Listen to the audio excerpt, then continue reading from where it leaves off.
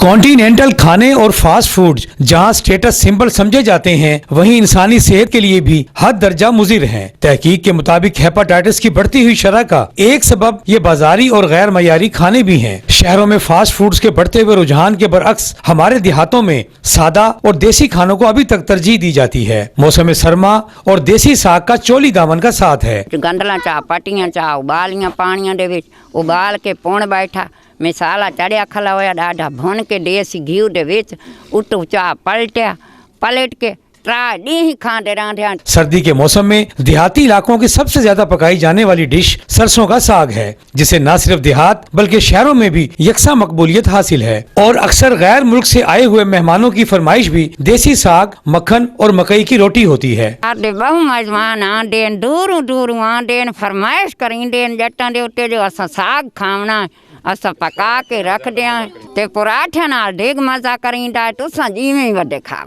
मौसम सरमा में सरसों की लहलहाती फसल दिलो दिमाग को न सिर्फ फर्ज बख्शती है बल्कि सीजन भर के खाने का वसी इंतजाम भी करती है। साग जो है हमारी सकाफती चीज़ है और एक देसी खाना है। हमारे शहरी इलाकों से जो मेहमान आते हैं या कुछ दूसरे ममालिक में जो हमारे दोस्त अहबाब रहते हैं, वो भी कभी कभार जब हमारे पास चक्कर लगाते हैं तो उनकी भी डिमांड यही होती है कि हमें साग खिलाएं और स्पेशली सरसों के साग की फरमाइश की जाती है। यहाँ पर देसी सब्जियाँ जिसमें साग सरसों का साग सबसे ज़्यादा पसंद किए जाते हैं।